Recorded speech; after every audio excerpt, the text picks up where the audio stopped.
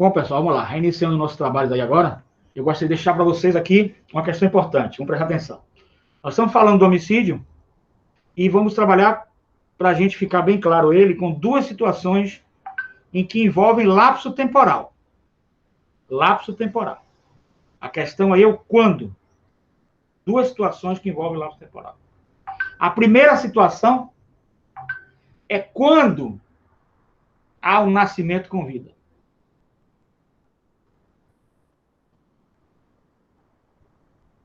Deixa eu ver quem falou aqui. Peraí, um minutinho só, porque chat aqui eu tenho que responder. Veio um chat aqui. Adriana Navarro, uma grande amiga, Adriana Navarro, pesquisadora, jurista. Professor, última aula, não encontrei nenhum caso de crime relacionado a irmãos chifópagos. Muito interessante. O crime em si era que eles eram expostos em shows de horrores no passado. Muito interessante, viu, Adriana, sua pesquisa. Gostei. Mas não achei nada relacionado aos irmãos em si que cometeram algum crime. É interessante. A pesquisa dela não cometeu, não achou nenhum caso de repercussão midiática, né? Não significa que não tenha ocorrido. Também vou pesquisar e vocês também pesquisam. Acho que o processo educacional é esse, né? O gostoso daqui é isso. Mas não passou na Globo ainda nada de chifópagos, né? Concordo? Interessante isso aí. Mas a gente tem que estudar a teorização para poder... Não passou na Globo, né? Na Record a gente não conhece. Mas é interessante a pesquisa de Adriana. Os juristas têm que ser assim. Vocês são acadêmicos, pesquisadores. Isso dá uma formação jurídica para vocês muito importante. Vocês não esquecem nunca mais essa formação acadêmica. É incrível como a gente marca mesmo as questões de formação acadêmica. Mas as teorias vocês já dominam hoje. E se cair em alguma prova, alguma coisa, vocês já poderão fazê-lo. E evidentemente que ao domínio uma teoria dessa lhe dá um certo amparo para dominar outras questões do homicídio, né? Você veja que, às vezes, estou estudando um assunto, mas esse assunto me dá amparo para entender outros assuntos e decorar outros assuntos com uma facilidade incrível. Se você não tivesse essa formação, você não teria essa capacidade. Por isso o nome formação, né? É formação. A graduação é formação, mas vocês são realmente juristas já. Não deixam de ser juristas. Tanto é que as pessoas perguntam a vocês, né? Na família, os amigos perguntam sempre a vocês. Vocês já são uma espécie de autoridade para dar uma resposta, certo? Então, essa formação é muito importante. Gostei, viu, Adriana? Parabéns. Vocês devem todos estudar aí. Vão pesquisar. Eu vou ver também na internet chifópagos, para ver se não passou na Globo, tá difícil. Vamos lá. Prosseguindo. A situação é a seguinte. Nós temos duas situações agora do homicídio, certo? Muito importante dominar essas teorias, essas técnicas, para que vocês possam realmente aprender. Eu recebi ontem também, aqui, ó, para vocês, recebi ontem, todo mundo está vendo aí, o Manual Penal, né? Manual de Direito Penal, de Rogério Sanches Cunha. Foi até uma aluna que recomendou o local para comprar de outra turma, e eu comprei em 2020. Eu gosto sempre de estar com os livros todos que a gente está vendo aqui, são 2020. Agora, não sei assim, medicina legal, você pode utilizar um livro mais antigo, entendeu? Mas mesmo assim é bom estar sempre na frente atualizado. Bom, dois pontos que a gente está vendo aqui agora, gente. Olha lá, do homicídio. Questão, lapso temporal. Bom na cabeça, lapso temporal. Lapso temporal, eu tenho dois pontos a seguir. Primeiro ponto, quando a vida se inicia. Por que é importante a gente saber quando a vida é considerada iniciada? Para divisão dos crimes. Quais são os crimes que vamos dividir? Quando ela se iniciou, é homicídio ou, na hipótese específica, infanticídio. Se não iniciou, está no feto, aborto. Então, agora a diferenciação é essa, certo? Iniciou a vida, é homicídio ou infanticídio. Se não iniciou, é aborto. Esse é o divisor de águas. E vocês já viram aí que tem muitas questões complexas com referência ao início da vida. Outro ponto importante para o direito é o final da vida. Esses dois pontos, o início da vida e o final da vida, esses dois pontos estão em questões de lapso temporal. Tempo. Quando iniciou e quando terminou. E para que a gente quer saber, gente? Vamos participar um pouquinho para não dormir? Para que a gente quer saber quando terminou a vida? Já entendemos para que a gente quer saber quando iniciou. Dentro do capítulo, título especial, Crimes contra a Vida. Para que a gente quer saber quando terminou a vida? Lapso temporal. Para que, gente? Vamos lá? Para quê? Quem responde? Vai lá no ponto. Quem responde? Para quê? Quem responde, gente? Para quê? O pessoal dormiu, foi? Porque com som vocês estão. Só se dormiram. Acordou cedo, deu uma cochilada, não? Vamos lá, gente. Bora, não pode cochilar. Para quê, gente? Vamos lá. Quem diz rapidinho? Para quê que eu quero saber quando o lapso temporal do término da vida? Para quê? Que a gente vai ver isso hoje. Para quê? Incrível. Para correta, professor, Para quê? para correta qualificação do ocorrido, né, da ilegalidade penal, saber se foi a tipificação, para definir corretamente a tipificação do crime. Tá certo, mas tem um ponto crucial. Vai mais à frente. Mais à frente. Se você for mais, você vai chegar lá. Para quê que a gente quer saber o lapso temporal do término da vida? O lapso temporal do início da vida a gente já sabe. Eu quero saber para que eu quero saber do lapso temporal do término da vida. Quando ela cessou? Professor, aí envolve questão de herança, né? Envolve várias questões. Questão de herança. Várias questões. O momento em que a vida cessou, ela tem várias questões. Você falou uma coisa certa. Uma questão hereditária. E para isso nós vamos para um ponto. Quando se consumou a morte? É um ponto. Registro de óbito e extinção de direitos. Perfeito, Leandro. Impecável. Esse Leandro colocou ela de forma impecável. Vou até dar uma chancezinha para ele para ler. Mas não pode ficar muito vaidoso, né? Deixa a vaidade. Nós não sabemos nada, somos sempre aprendizes, né? Ele colocou aqui, registro de óbito e extinção dos direitos. Impecável, certo? Então, nós precisamos saber, não só para o direito penal, mas para outros direitos, a questão de registro de óbito e extinção dos direitos. Certinho? E o segundo ponto que nós precisamos saber, se o crime foi consumado ou se ele foi tentado. Certo? Então, nós precisamos saber se houve morte ou se não houve morte. Caso, por exemplo, de Michael Schumacher. No caso de Michael Schumacher, não foi nenhuma... Foi um acidente, né, gente? Pelo que eu tive olhando na mídia, foi um acidente. Salvo algum engano, né? Mas eu tenho... Não foi crime, não. Foi um acidente. Mas imaginemos que agora se descubra lá que um desafeto dele empurrou ele lá para matá-lo. Aí nós vamos ter que saber a data que ele morreu para justamente o que o Leandro falou aí, para a extinção dos seus direitos civis, regiógrafos, certo? Para questões de herança, para outras questões de outros ramos do direito, inclusive do civil. E nós queremos saber também se houve consumação ou tentativa de homicídio para a denúncia. Porque se houve consumação, nós vamos ter uma espécie de denúncia. Se houve tentativa, nós vamos ter outra. Certo? Se houve consumação, nós vamos ter uma penação. Se houve tentativa, nós vamos ter outra penação. Deu para entender, gente, esse ponto? Então, quando o lapso temporal ele morreu, é muito importante. Para outros ramos do direito e para o direito penal, nós precisamos saber se é o crime consumado ou se é o crime tentado. Para isso, nós teremos que saber se houve ou não morte. Se a questão temporal é tão importante, porque ela gera um imbróglio jurídico. Eu não sei o caso de Michael Schumacher, eu estou dando como exemplo, uma hipótese. A hipótese é uma coisa que não é, a gente faz conta que é para ver como seria. No caso de alguém ter empurrado ele, né, na época, esse alguém, como ele está vivo, né, esse alguém seria denunciado por tentativa. Concordam comigo, gente?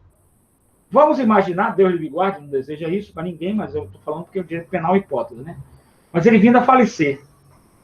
E essa pessoa já foi para a júri e já foi condenada. Não temos um imbróglio jurídico aí, gente? Iremos fazer outro júri? Se já tiver transitado em julgado,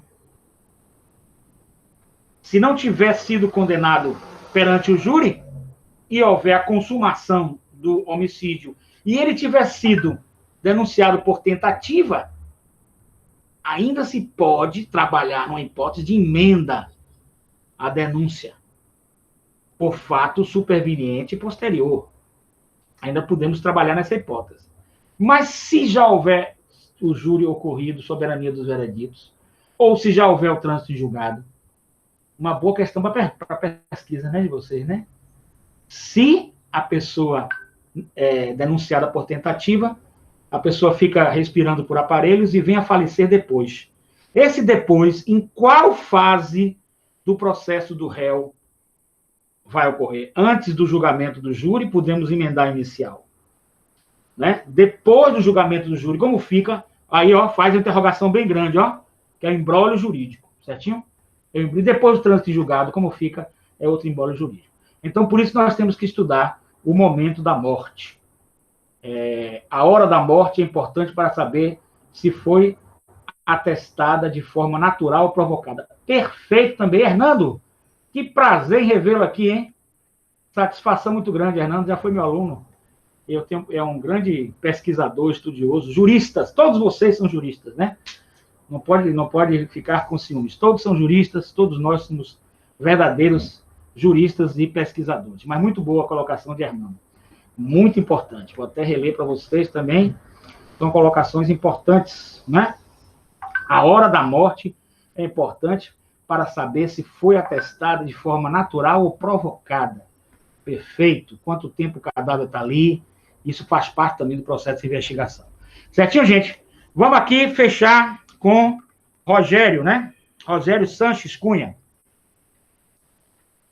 Perfeito, Hernando. Prazer estar contigo aqui de novo. Você sempre nos orgulha. O Hernando aí, um bom colega, viu, gente? Faço amizade com ele aí, porque é importante. Vou aqui fazer um adendo fora do direito, dentro do direito penal, mas fora de homicídio. É muito importante, eu estou dando em outras aulas, como criminologia jurídica, psicologia jurídica, que a gente trabalha as pessoas, né, com um olhar mais humanista. A gente não pode excluir pessoas, a gente não pode criar nesse mundo de competição, de vaidades, de orgulhos, né? Então, procurem entre vocês, começa na escola, na faculdade. Vocês sabem que na faculdade existe o grande perigo, como os Estados Unidos já está pesquisando, dos serial killers que entram, matam as pessoas e coisa e tal, né, por causa do meio, porque o meio pode provocar bullying. Então, boas relações com seus colegas e união é muito importante. Daqui você não sabe o que vai acontecer, daqui o mundo dá muitas voltas. Você vai encontrar um colega seu numa outra posição, quem sabe, né? Ele pode até te ajudar. Então, não deixe de ser cortês, não deixe de ser... Procurar sempre unir os seus colegas, procurar sempre crescer. Pode fazer alguma coisa construtiva, mas sempre procurar crescer. E aí o Hernando é um agregador, chamado pessoas que agregam. Agregadores de valores, são pessoas que agregam pessoas. Infelizmente, existe aí, eu dou em criminologia, só fiz um adendozinho aqui para... Em criminologia, eu dou a questão das personalidades psicopáticas. E elas estão em todos os lugares. Na política, você vê claramente uma nitidez incrível as personalidades psicopáticas na política. Você vê nas empresas, pesquisas mostram que as personalidades psicopáticas estão nas empresas, e pesquisas mostram que as personalidades psicopáticas estão nas escolas também, primeiro grau até superior. E elas desagregam, elas são desagregadoras, perseguidoras. Em outra faculdade, o diretor é psiquiatra. Já 7 anos atrás teve uma invasão, passou até em televisão, não posso falar o nome. Nós ficamos trancados na sala uns 20 minutos. Com um negócio de um rapaz que ia atirar no outro, confusão danada. Então ele tem muito medo de psicopata. Então ele manda a gente averiguar. Chegou lá, personalidade psicopática, ele não está brincando. Procura ajudar e tudo, mas quando não quer ajuda, transferência com seus documentos aqui, meu amigo, não entre mais na faculdade. Porque ele tem medo, né, desse acontecimento. Então eu só fiz esse adendo para mostrar que é importante a agregação de vocês. Agreguem aí. Hernando aí é um agregador, viu? Pessoa ótima, vai ajudar vocês. Deem as boas-vindas a ele, coloque no grupo, estamos juntos. Gente, vamos lá. Agora vamos a Rogério Sanches Cunha, 2020, inclusive, tá? Já atualizado com o pacote anticrime. Vamos fazer só uma revisão rápida com ele na leitura. Ele pergunta, que vocês já sabem, tá? Ele pergunta, quando se inicia a vida extrauterina? A vida extrauterina de um indivíduo começa com o início do parto. Resposta. Quando se inicia o parto, a doutrina é divergente, Fernando Capês, olha aí, ó. Já existe uma subdivisão naquela teorização do parto. Você imagine que complicação. A doutrina divergente. Fernando Capês, ao tratar do tema, cita alguns posicionamentos. Tamo juntos, Fernando. Um abraço. Ao tratar do tema, cita alguns posicionamentos. Alfredo Molinário entende que o nascimento é o completo e total desprendimento do feto das entranhas da mãe, das entranhas maternas. Para Soler, que é outro autor, inicia-se... Perfeito, Isabela. Para Soler, inicia-se desde as dores do parto. Para Magalhães Noronha, mesmo não tendo havido desprendimento das entranhas maternas, já se pode falar em início do nascimento com dilatação do colo do útero. Vejam, várias doutrinações dentro daquela. Diante da indisfaçável controvérsia, seguimos a lição de Luiz Regis Prado. Infere-se daí que o crime de homicídio tem como limite o começo do nascimento, marcado pelo início das contrações expulsivas, vírgula, nas hipóteses em que o nascimento não se produz espontaneamente pelas contrações uterinas, né? Como ocorre em se tratando de cesariana, certo? Por exemplo, o começo do nascimento é determinado pelo início da operação, ou seja, pela incisão abdominal. Quando o médico corta, inicia-se. De semelhante nas hipóteses em que as contrações expulsivas são induzidas por alguma técnica médica. O início do nascimento é sinalizado pela execução efetiva da referida técnica e pela intervenção cirúrgica, certo? De semelhante nas hipóteses em que as contrações expulsivas são induzidas por alguma técnica médica. O início do nascimento é sinalizado pela execução efetiva da referida técnica ou pela intervenção cirúrgica. O autor que nos diz isso é o CESA, acento agudo, REA, cesárea. Ponto. Aí nos diz o nosso querido Rogério Sanches Cunha. Para que haja crime, não é necessário que se trate de vida viável, vitalidade, capacidade de vida autônoma, bastando a prova de que a vida nasceu viva e com vida estava no momento da conduta criminosa. Nasceu com vida e estava com vida no momento da conduta criminosa do agente. Qualquer antecipação da morte, ainda que abreviada aos poucos segundos, é homicídio. Recaindo a conduta sobre pessoa já sem vida, cadáver, por isso que é importante, agora nós vamos para o estudo da morte, né, de quando ocorre a morte. Olha, outro ponto importante. Recaindo a conduta sobre pessoa já sem vida, cadáver, por isso nós temos que saber quando a pessoa morreu. Olha, é importante, quando nasceu e quando morreu. O crime é impossível por absoluta impropriedade do objeto. Artigo 17 do Código Penal. Impossível também será, no caso de utilizar o agente, meio absolutamente ineficaz, acionar arma de fogo inapta ou descarregada. Pode o homicídio ser praticado de forma livre, por ação, conduta positiva ou omissiva, negativa, por meios diretos ou indiretos. Mata quem se serve de uma arma de fogo ou de um animal feroz, quem ministra um veneno ou deixa de fornecer a um recém-nascido, tendo a obrigação de fazê-lo os necessários alimentos. Certinho?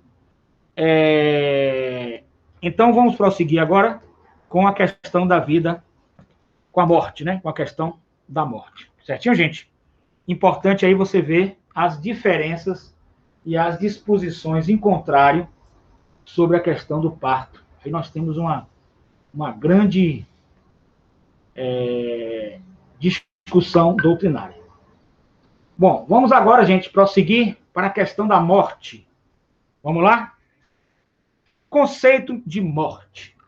Muito importante agora, a gente já vimos por todos os setores o conceito de morte. Não obstante, aqui está um apontamento de outra turma, quando você sabe, né, ou quando você está dolosamente cortando um cadáver, né, você pode estar praticando o crime de vilipendiamento de cadáver. É diferente de homicídio, tá? Importante essa observação. Conceito de morte. Para caracterizar o momento da morte, a fim de se detectar a consumação do delito de homicídio, para se caracterizar o momento da morte, a fim de se detectar a consumação do delito de homicídio, que é crime material, sempre se considerou, conforme lição de Almeida Júnior e Costa Júnior, a cessação das funções vitais do ser humano. Abre parênteses. Coração, pulmão e cérebro. Coração, pulmão e cérebro. Fecha parênteses. De modo que ele não possa mais sobreviver por suas próprias energias, terminando os recursos médicos validados pela medicina contemporânea. Experimentados por um tempo suficiente, o qual somente os médicos poderão estipular para cada caso isoladamente. Certo? Então, as funções vitais do ser humano, coração, pulmão e cérebro, elas têm que estar cessadas por essa linha, por essa corrente. Bom, aí nos diz, em lição, nos é dita, em lições de medicina legal, nos é dito que dar-se-á não apenas quando houver silêncio cerebral, revelado pelo eletroencefalógrafo, mas também quando houver concomitantemente a parada circulatória e respiratória em caráter definitivo.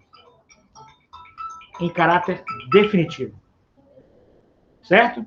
Então, aí nós temos esse conjunto de... Só um minutinho.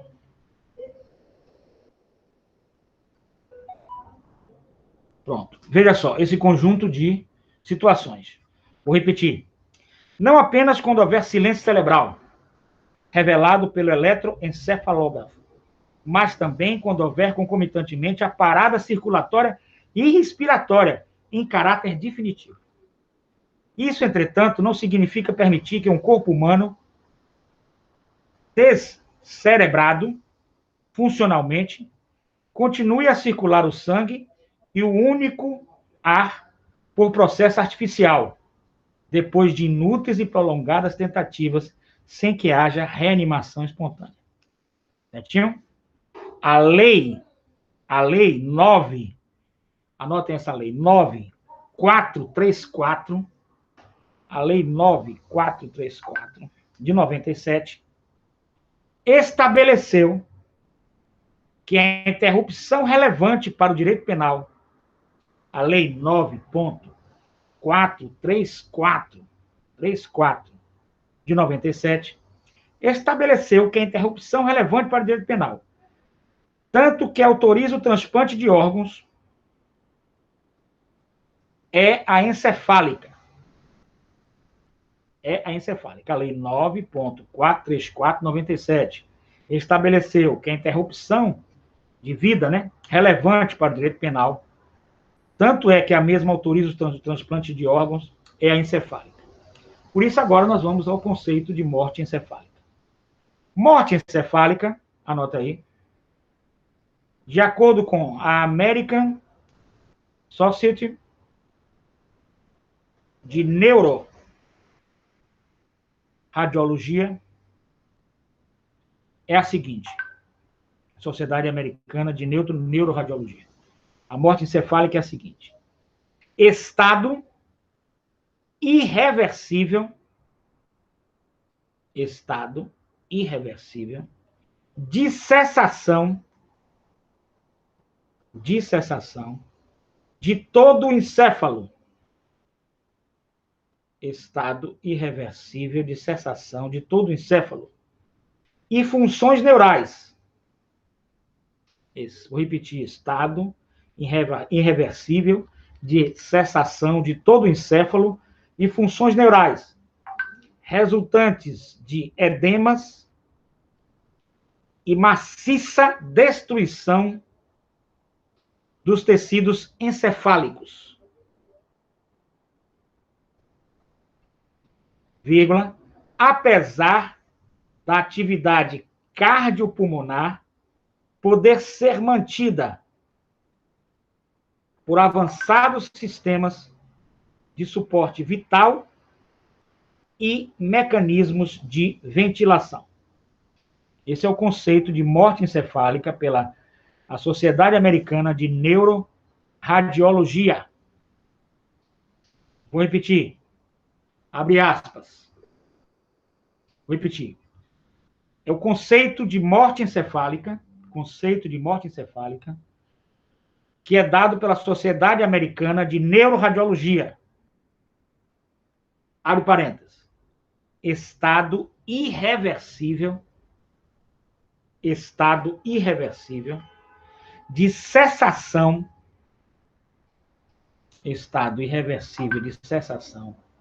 de todo o encéfalo, estado irreversível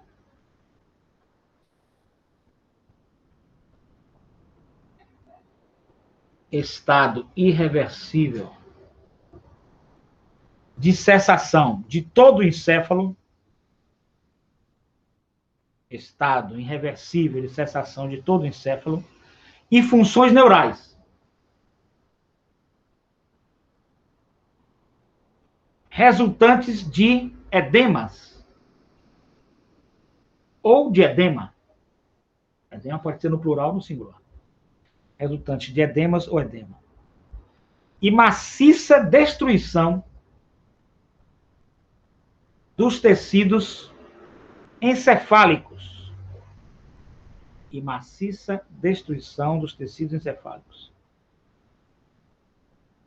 Vírgula. Apesar da atividade cardiopulmonar poder ser mantida.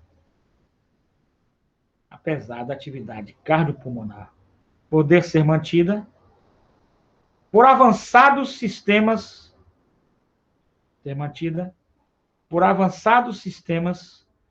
de suporte vital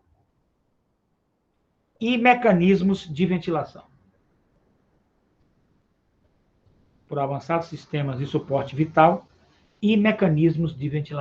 Certinho? Esse é um conceito clássico. Ora, de acordo com o tradicional, aí prosseguindo, tradicional conceito, não se vislumbra profunda modificação na constatação da morte, pois, como ensina Almeida Júnior e Costa Júnior, em que pese exigirem-se as paradas circulatória e respiratória em caráter permanente, não se deve manter viva uma pessoa descerebrada por meio de métodos artificiais, sem que haja reanimação espontânea ou possibilidade da mesma. Então, a pessoa está com suas funções circulatórias e respiratórias em caráter definitivo, sem nenhuma possibilidade de ser reanimada, sem nenhuma possibilidade de voltar a ser espontânea, certo? Não há vida se ela é mantida, segundo Almeida Júnior e Costa Júnior, no sentido de que não há vida se está se mantendo a pessoa apenas por aparelho. Portanto, havendo morte encefálica, fatalmente ocorrerá a cessação da vida de relação humana e da vida vegetativa. Enquanto houver circulação, a parada de circulação e de respiração ainda pode ser mantida por aparelhos. Para Almeida Júnior e Costa Júnior já há cessação da vida. Mais ainda, a morte encefálica fatalmente ocorrerá a cessação da vida em relação à vida humana e à vida vegetativa, desde que a medicina não interfira com métodos artificiais. Daí porque se autoriza o transplante. Aí essa lei que eu já citei a vocês, ela autoriza o transplante a partir do instante em que se constata a morte encefálica, ainda que leve algum tempo para que os demais órgãos, coração e pulmão, cessem também a sua atividade. o que inexoravelmente ocorrerá, não havendo, como se mencionou, prolongamento artificial dos batimentos e da respiração. Certinho? Em síntese, resumindo, o conceito de morte trazido pela Lei 9.434 de 97 não alterou substancialmente o que tradicionalmente a medicina legal já dizia, já pregoava, já falava. Embora tenha enaltecido que o momento mais importante é a cessação da atividade encefálica, predominando sobre as funções circulatória e respiratória. Não se imagine que, com isso, autorizou a lei a morte de pessoas vivas, somente para que seja possível a extração de órgãos. Afinal, sem a intervenção artificial da medicina, a finalização da vida seria mesmo inevitável. Então, gente, a caracterização pela lei de órgãos e transplantes, que é uma lei que está aí vigente, é a cessação da atividade encefálica. Certo? A cessação da atividade encefálica é que vai predominar o momento da morte. E essa cessação vai predominar sobre as funções circulatórias e respiratórias, que podem ainda existir, mas não há condições, mas sem cérebro, não há condições da vida retornar. Não há mais condições. A cessação da atividade encefálica é a característica básica desta morte. Então, a morte se dá a partir do momento em que ocorre a cessação da atividade encefálica. Evidentemente que a morte, ela necessita do documento médico, né?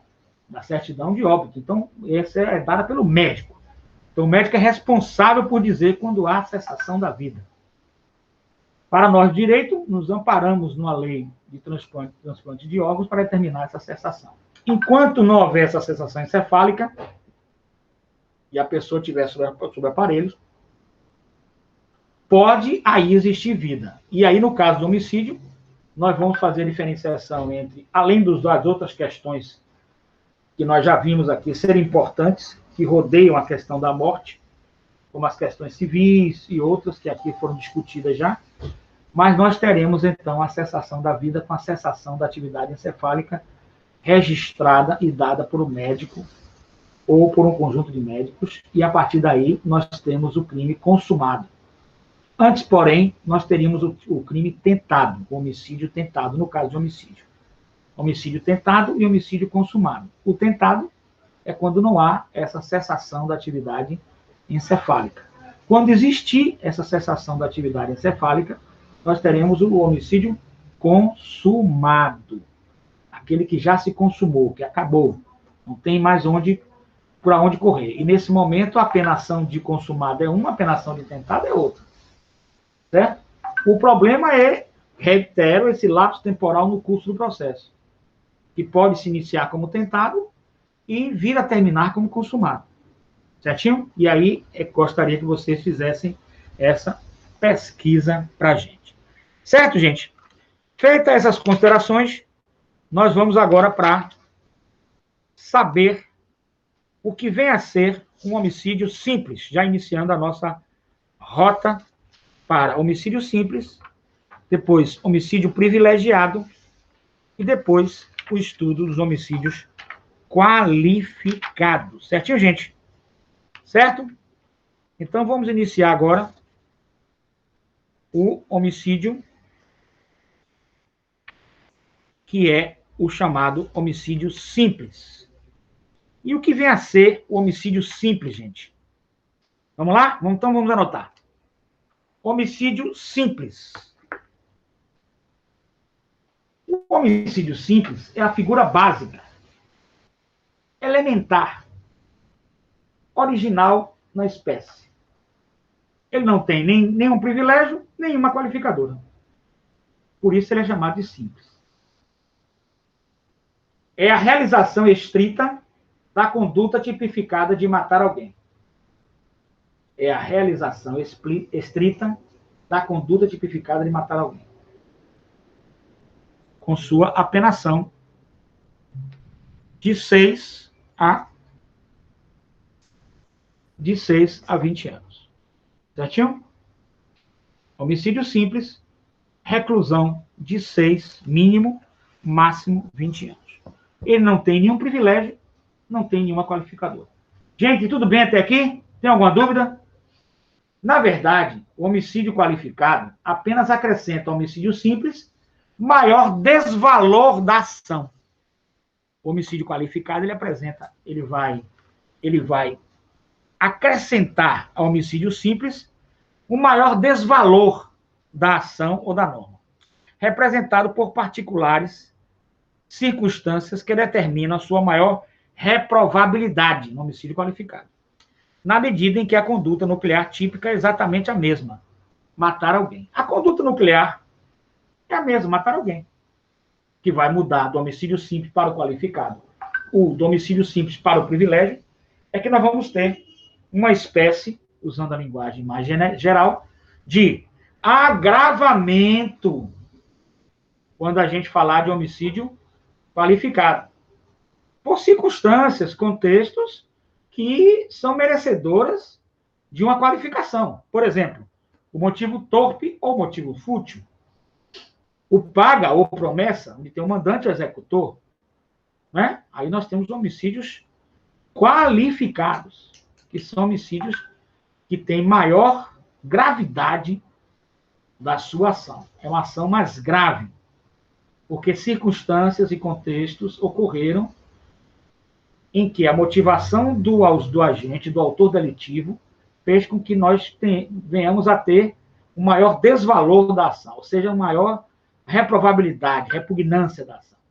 Nós temos também as questões dos crimes hediondos, que a gente também vai dar dentro do contexto do homicídio. Mas vamos ao simples. Então, o simples ele não tem nenhum privilégio, nenhuma qualificadora. Ele está no caput de matar alguém de 6 a 20 anos. Certinho, gente? Então, prosseguindo.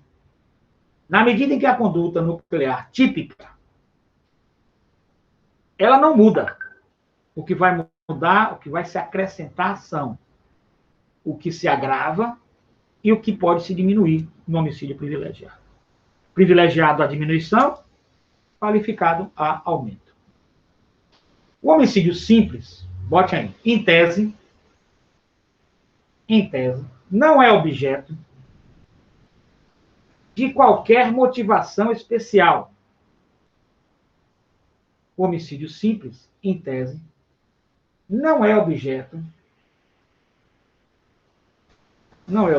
de qualquer motivação especial, vírgula, moral ou imoral. Tampouco a natureza dos seus meios empregados,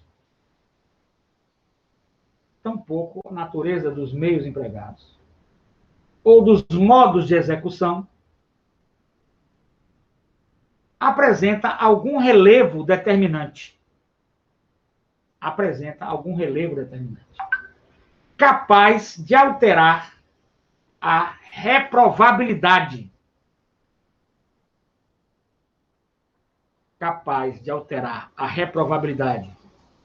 Para além ou para aquém da simples conduta de matar alguém. Nem para além, nem para quem da simples conduta de matar alguém. Legal, gente? Até aí? Tá bem claro? Vamos continuar.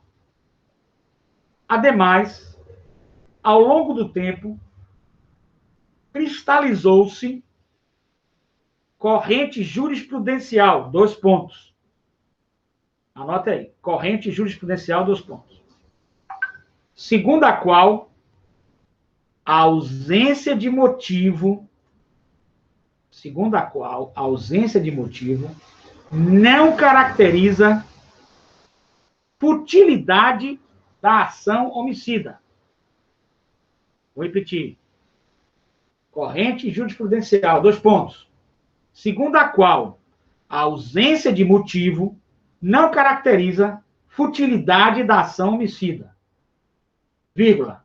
Isto é, a absoluta ausência de motivo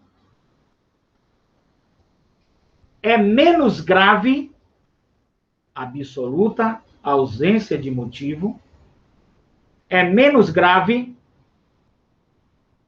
do que a existência de algum motivo, vírgula, ainda que irrelevante. Ainda que irrelevante. Ponto. Esse é o entendimento jurisprudencial.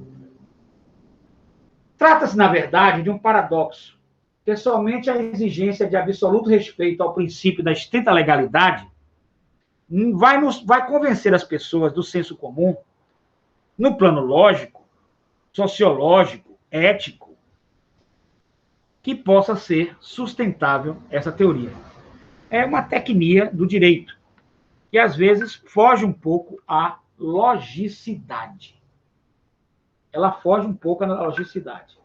A ausência de motivo, se a gente for confundir, vamos lá, vamos tirar sua dúvida aqui agora. Olha só.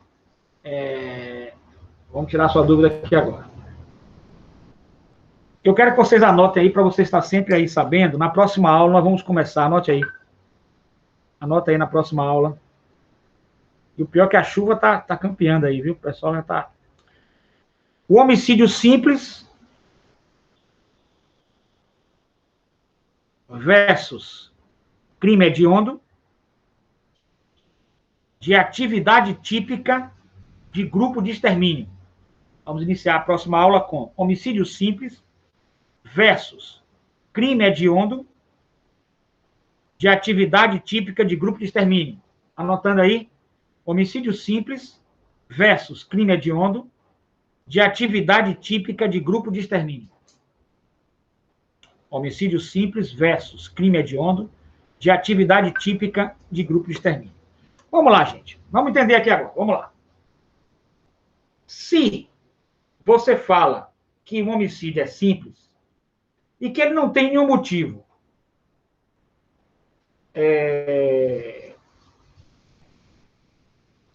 olha só, boa colocação de Hernando. O homicídio simples, ele é uma coisa. O homicídio culposo, ele é outra. Por quê? Porque o homicídio simples, ele pode ser doloso e pode ser culposo. Certo? E o culposo, ele é somente culposo, ele é bem específico. Imperícia, imprudência, negligência. Então, há essa distinção. Aí fica claro, tecnicamente. Agora, para explicar o homicídio simples, que eu quero que vocês entendam, vamos fechar nossa aula com esse assunto, passar um pequeno questionário para vocês. Prestem atenção. O homicídio nós temos, tecnicamente, que às vezes o direito faz alguma coisa técnica que não tem logicidade, não tem lógica. Homicídio simples, matar alguém, é o núcleo do verbo, de 6 a 20 anos. Ponto. Homicídio privilegiado, nós vamos estudar ainda, e homicídios qualificados, tem aquele rol enorme de homicídios qualificados, que é alguma coisa que aumenta, algum contexto que aumenta, como motivo torpe, fútil, né, emboscada, traição, feminicídio, etc. Vamos ao homicídio simples. O homicídio simples, ele não tem nenhuma qualificadora. E não tem nenhum privilégio. Para o direito, para vocês que estão estudando direito, e aí é duro dizer ao acadêmico de direito, ao jurista, que nós temos que ser um pouco robotizados em um conceito dogmático, mas dogmático dentro da tecnia, é simplesmente isso. O homicídio simples, ele não tem nenhum privilégio, nenhuma qualificadora. Não tem agravação, não tem coisa para agravar, não tem nada para diminuir a pena. Ele é simples. O mínimo é de 6, o máximo é de 20. Acabou. Agora, quando a gente começa a estudar doutrinariamente, a gente vai ver que o homicídio simples ele não tem motivação. Ele não tem motivação, digamos assim, motivação, ele é sem motivo. E toda vez que você faz alguma coisa sem motivo, você está diante de uma futilidade. Concordam comigo? Então, esse é o imbróglio que precisou a jurisprudência pacificar esse imbróglio, no sentido de dizer, o homicídio simples não significa que ele é fútil. Ele é simples porque ele não tem nada que venha a agravar, nem nada que venha a diminuir. ele é apenas o matar alguém. Só que essa tecnia do legislador, ela está errada, do ponto de vista sociológico, do ponto de vista sociologia criminal, psicologia criminal, ela está errada. Porque todo crime tem uma motivação. Vamos lá? Em tese, o crime é uma motivação psíquica, dentro da nossa mente, psíquica. Ou você faz esse crime para obter alguma vantagem, ou você faz esse crime por uma questão de paixão, ou você faz esse crime porque você está em organização criminosa, certo? Ele tem que ter uma motivação psíquica, que para o senso comum e para o direito é punível, para o senso comum é amoral. Não é moral, mas é uma motivação psíquica. Então, crime sem motivações é uma tecnia legislativa. Então, podemos dizer que o homicídio simples é uma tecnia legislativa. Já precisava ser modificado. A gente só vai aceitar aqui na base da dogmática jurídica. E que eu tenho que dizer a vocês, gente, é homicídio simples que está no Código, não tem qualificadora, nem tem privilégio. Ponto final, não vamos discutir mais. A aula estava fechada.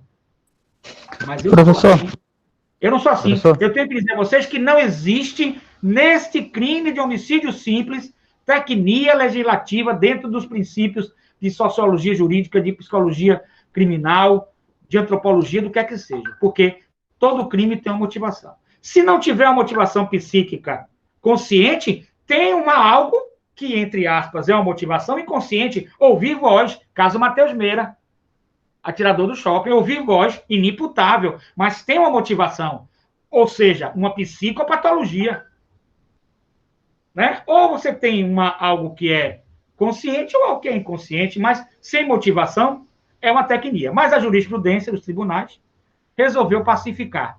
E o entendimento jurisprudencial, dogmático do direito, de dogma, é o seguinte: o crime simples não é fútil. Crime simples é crime simples. É isso que está escrito aqui, e é isso que vocês terão que entender como a tecnia legislativa do legislador criminal. Porque não cabe, para mim, esse homicídio simples, mas, na realidade, ele existe. Diga, meu querido. Professor, no meu entendimento, então, a criação desse homicídio simples, ele é uma forma para abrandar o crime pelo ponto de vista do réu. Porque se todo crime tem se todo crime ele tem, entre aspas, uma justificativa, ele tem um motivo, então todos os crimes eles são qualificados de alguma forma, por justamente não existir crime simples. Então a única alternativa que eu vejo é a tipificação em homicídio simples para abrandar a pena para o réu.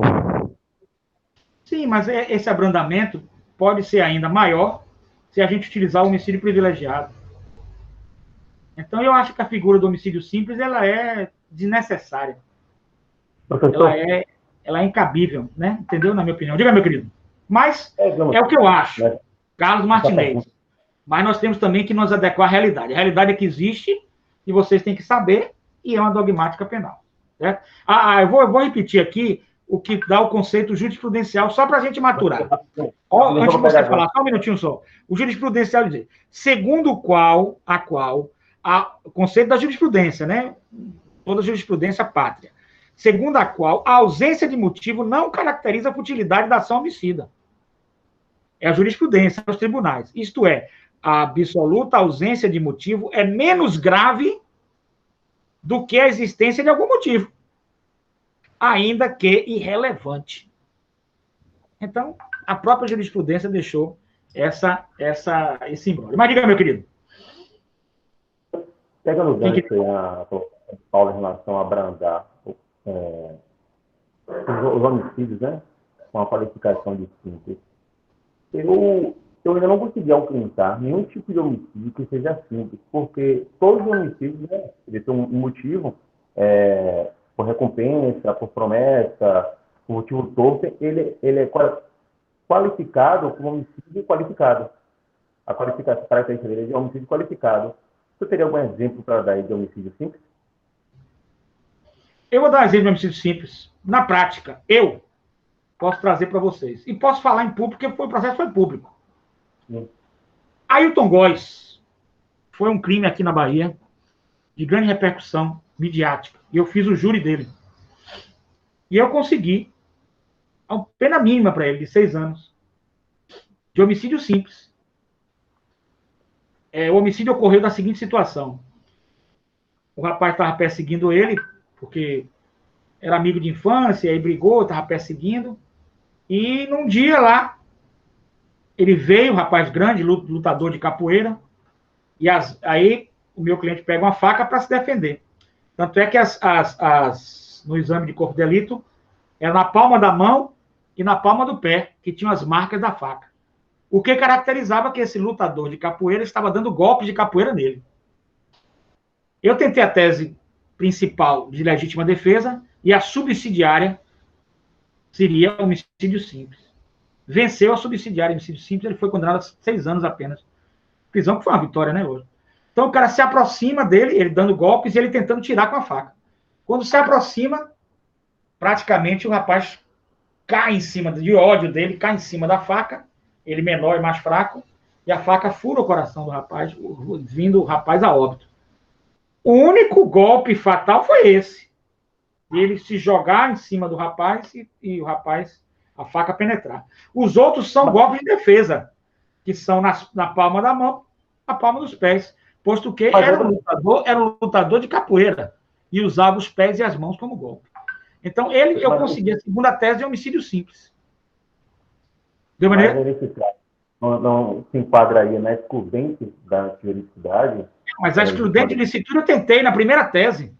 Eu tentei a excludente de ilicitude, excludente de antijuridicidade como legítima defesa. Foi legítima defesa. Ele deveria ter sido inocentado. Mas ele acabou ficando 3 anos na cadeia, 2 anos e 7 meses. Ele já vinha preso preventivamente, né? Quando chegou, ele só praticamente depois do julgamento, ele já tinha cumprido praticamente a pena. Ele ficou mais alguns meses, 2 meses na cadeia, e eu já consegui liberá-lo, e ele já foi praticamente liberado, entendeu? Então, você note aí por aí que você tem uma situação em que o homicídio simples venceu nesse momento, quando não deveria vencer, né? Então, realmente, eu sou crítico do homicídio simples. Defesa. É o mesmo entendimento. Sim, eu também concordo com você, mas os jurados não concordaram. Nem o Ministério Público. Preferiram o homicídio simples. E ele foi condenado na pena mínima 6. E observe que o homicídio simples, ele é escorregadio. É um crime extremamente escorregadio. Observem bem. O que vocês estão observando no homicídio simples? Vai de 6 a quanto? De 6 a 20 anos. A 20 anos. Mas é isso que eu chegar a 20, a pessoa, homicídio simples, que não tem futilidade, que não tem agravamento, que não tem majorantes, que não tem nada, pode chegar a 20. Você não está vendo que esse Código Penal precisa de uma reforma? Entendeu? Não, mas, infelizmente, aqui para o curso, resumo da ópera. Aqui para o curso eu tenho que falar que, às vezes, eu sempre busco a formação de vocês. A formação com desenvolvimento de competências, né, e habilidades. Mas tem momentos que a gente tem que dizer, isso é dogmática. Então, é dogmática. Bota na cabeça. É o caput de 6 a 20 anos. Quando não é qualificado, quando não é privilegiado. Ponto final. Mas quando a gente vai debruçar sobre um estudo como juristas que nós somos, a gente vai ver que realmente, tanto a jurisprudência, que quer realmente dar uma mãozinha aí no Código Penal, precisa de uma reforma. Porque, por exemplo, esse meu cliente pegou 6 anos porque eu estava ali firme, acompanhei o caso firme, né? Ele também foi inocentado por mim no caso do Cabeleireiro Jorge. O Cabeleireiro Jorge famoso, passou em televisão e tudo, eu fiz os 2 júris dele. Um eu consegui o homicídio simples, foi uma vitória, e outro eu consegui, a vitória aceita, inclusive, pela própria família, né? A família dele aceitou uma vitória, e o outro foi que eu consegui a absolvição dele, né? O caso Cabeleireiro Jorge, ele foi absolvido, por falta de provas.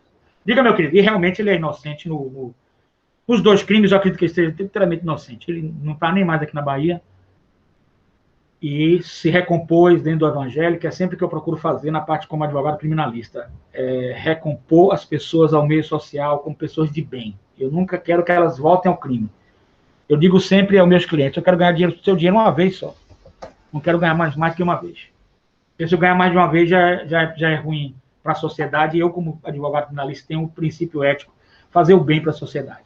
E também, como cristão, dizer a vocês que, como o nosso Senhor Jesus Cristo disse na cruz, do lado esquerdo e do lado direito, aquele que se arrepender estará comigo com o Pai. E um deles se arrependeu e ascendeu ao Pai. Então, arrepender e crer em nosso Senhor Jesus Cristo é o que eu sempre passo para os meus constituintes. Ele já se recompôs sua vida, casou e está tocando a vida dele, graças a Deus, em paz, em outro estado. Diga, meu querido, e aí? Vamos ao nosso questionário, bora? Bom, entendido essa questão, vocês podem fazer uma pesquisa aí e ver essa questão do homicídio simples, mas é mais dogmático. Professor? Diga, meu querido. Professor? Diga. Esse parágrafo 1º do artigo 121, que descreve mais ou menos a característica do crime simples, do homicídio simples, de certa forma, ele tem uma similaridade com legítima defesa, né, no caso do seu cliente. Vamos lá. Sim, vamos ver. Injusta provocação da vítima, no caso seria o caso de diminuição de pena. Se o agente comete o crime por motivo relevante, valor social, moral, ou sob domínio violento, isso aí já é homicídio privilegiado que nós vamos estudar. Esse caso de diminuição de pena, quando entra em caso de diminuição de pena, aqui no parágrafo 1º, já é homicídio privilegiado. Antes disso, no caput, matar alguém, pena de reclusão de 6 a 20 anos, é homicídio simples. O meu cliente não foi nesse homicídio, no caso de diminuição de pena, não. Para vocês terem ideia, ficou mais vantajoso para ele, é incrível, ele está no homicídio simples do que correr o risco do privilegiado, porque o privilegiado dá uma redução de pena. Se ele pegasse uma pena maior, de repente, né, ele pegou o mínimo. Então, foi uma jogada, uma estratégia minha, de risco, evidentemente. Se eu perdesse a ideia da legítima defesa, né, o Ministério Público pediu homicídio simples, e aí conseguimos, na dosimetria da pena, a mínima. Foi uma jogada arriscada minha, mas eu venci na tese subsidiária. E, na minha opinião, devia vencer não um homicídio privilegiado. Na minha opinião, devia vencer, conforme o colega falou anteriormente aí, eu concordo com ele, e eu que fiz a tese. Então, quem mais concorda sou eu. Eu acordo e concordo que nós deveríamos ter a primeira tese de legítima defesa. Se trata de causa excludente de antijuridicidade, se trata de causa excludente de ilicitude. Não haveria punição, não haveria crime, no caso, seria excludente de ilicitude. Ele estaria isento. Não houve crime. Entendeu, gente? Não houve crime, estaria isento. Mas, infelizmente, a subsidiária a gente tem que colocar às vezes, porque em caso de você perder uma... E aí eu fiz a isca para o Ministério Público, no caso de homicídio simples. E aí a isca, caiu na isca e a gente jogou a questão dos 6 anos como mínimo. O juiz, na dosimetria da pena, foi dado 6 anos, o Ministério Público também concordou, não houve recurso, porque viu realmente que já estava demais a penação, né?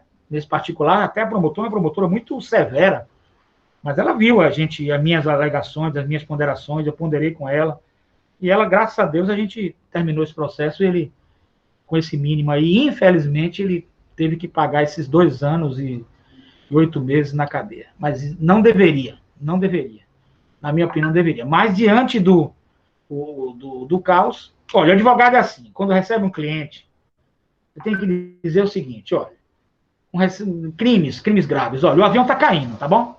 Está caindo. Eu vou tentar o mínimo de impacto, o mínimo de sofrimento e o máximo de sobrevivente. Então, mas ele está caindo. Então, eu estou aí para segurar ele aqui. Agora, eu pegar ele caindo e botar ele no ar novamente, não vai funcionar, não existe isso. Isso aí é mentira. Eu vou tentar o mínimo de impacto, ao invés dele explodir aí no chão, eu vou tentar ele pousar sem rodinha, salvar o máximo de pessoas possível, entendeu? É o que você tem que avisar. A família gostou, eu acho que foi um resultado positivo, né? Já, de qualquer maneira, houve uma pessoa que veio a falecer, coisa e tal, né? E ele aí, infelizmente, ele tinha que se defender, né? Não podia também só apanhar do rapaz. Bom, justiça ou não, de qualquer sorte, o resultado não foi o pior, né? Não foi o melhor, mas foi muito amenizado aí. Também o outro faltou provas no outro crime e eu consegui inocentá-lo ele era inocente realmente no outro crime, mas de qualquer sorte, você vê que não é bom se meter em crime, porque mesmo em legítima defesa, às vezes ela não é aceita, e ele gramou um pouquinho aí na prisão. Gente, vamos lá o questionário, bora lá. E a gente continua essas discussões que estão muito boas. Vamos lá. Primeira questão, anota aí. Expliquem a tese da vida. Explique a tese da vida com os trabalhos de parto. Explique a tese da vida com o trabalho de parto. Gente, eu estou colocando assim, vida, você já sabe, né? Vida que é considerada extrauterina e que é considerada homicídio. Segundo, explique a tese da vida extrauterina após a respiração. Explique a tese da vida extrauterina após a respiração. Terceira questão.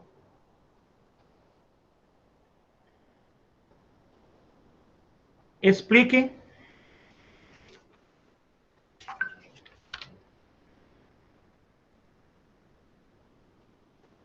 o rompimento do saco amniótico,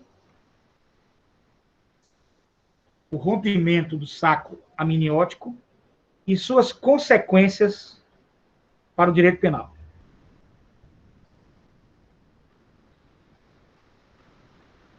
Quarta questão.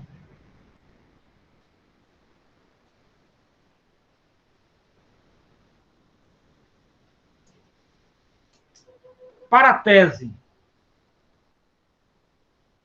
do início do parto,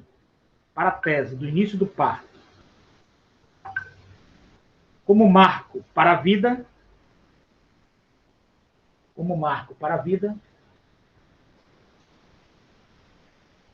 se a mãe comete o delito,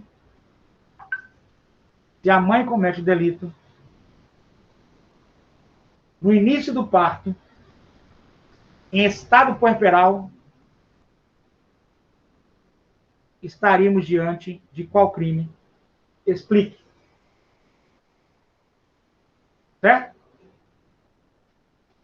Que questão agora?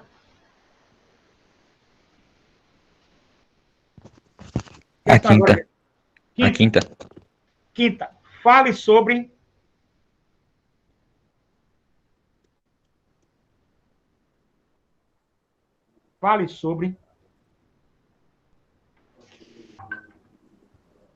o nascimento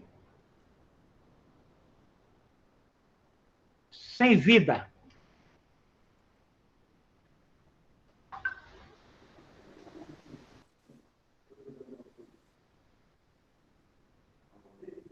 Fale sobre o nascimento sem vida. Sexta. Explique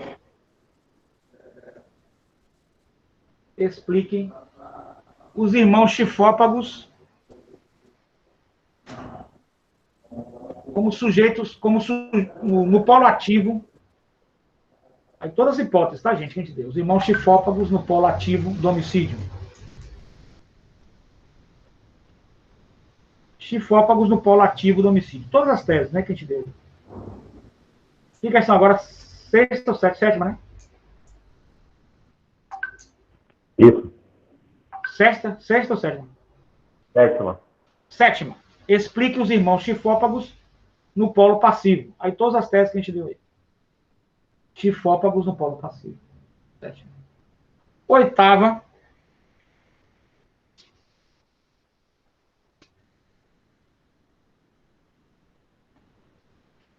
Oitava questão.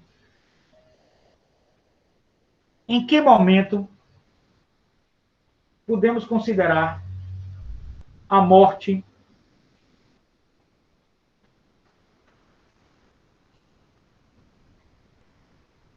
para efeitos de homicídio?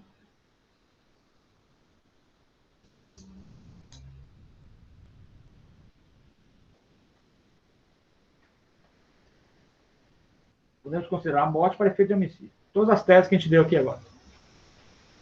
Nona, né? Agora nona, não é isso?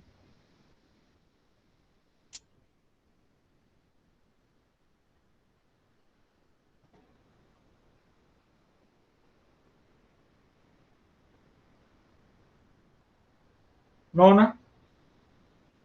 Expliquem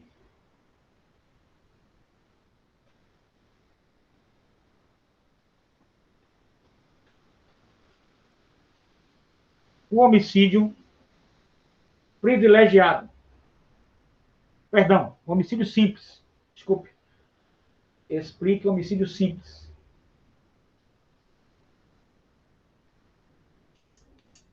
Décima questão.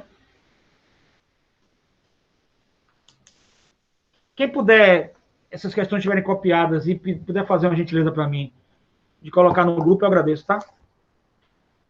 Décima questão. Em se tratando de homicídio,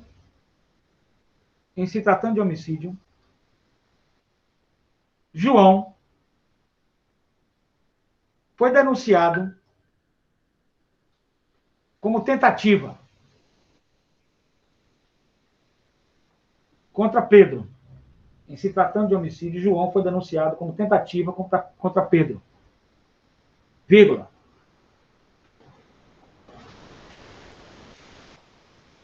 Sendo que a vítima ficou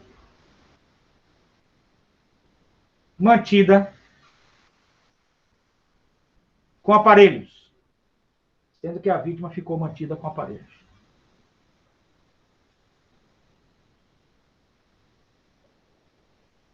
Como você entenderia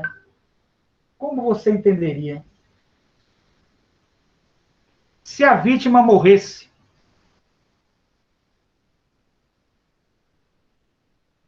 Aí eu deixo vocês ao entendimento de vocês, tá? Pesquisa, entendimento de vocês. Se a vítima morresse, vírgula, nas seguintes fases, 2 pontos. Nas seguintes fases, 2 pontos. A. Antes do júri. B. Depois do júri. C. Depois do trânsito em julgado. Gente, eu faço um link aqui, um pouquinho com o processo penal, com direitos constitucionais, porque o direito penal não existe sozinho. Ele precisa do direito constitucional, ele precisa do direito processual penal. Nós, nessa aula, precisamos do direito civil, você viu? O nosso colega veio com uma clareza do direito civil, a morte como a questão do registro de óbito para extinção de direitos, não é verdade? E por aí lá vai. Então, a gente tem que ter um link com os outros âmbitos do direito. Evidentemente que eu não posso exigir, nem quero que vocês tenham um aprofundamento muito grande, não é isso, sobre essas normas penais. Processo tem que ter, porque senão não está estudando direito penal.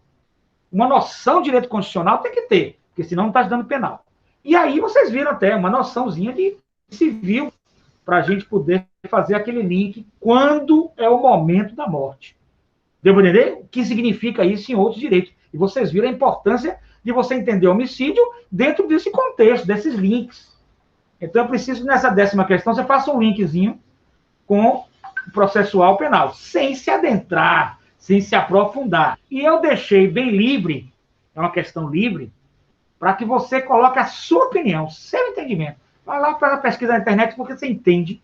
Porque depois do trânsito em julgado, perfeito, está caindo, beleza. Já pegou a aula toda. Já está terminando. Quando você tem o trânsito em julgado, você não pode modificar mais aquilo. Depois do júri, tem a soberania dos vereditos, que é princípio constitucional. Você tem que ver. Então, você tem que entender bem. Antes, eu estou dando já dicas da questão. Antes, você poderia, em tese, fazer uma emenda inicial de tentado, crime tentado para crime consumado. Vocês entenderam bem o que eu falei? Qualquer dúvida nessas questões, eu estou às ordens de vocês aí. Tá bom? Então, gente, muito obrigado pela presença de vocês. Perfeito, Vandenei. Estou terminando já. Então, eu estou obrigado pela presença de vocês e estaremos juntos.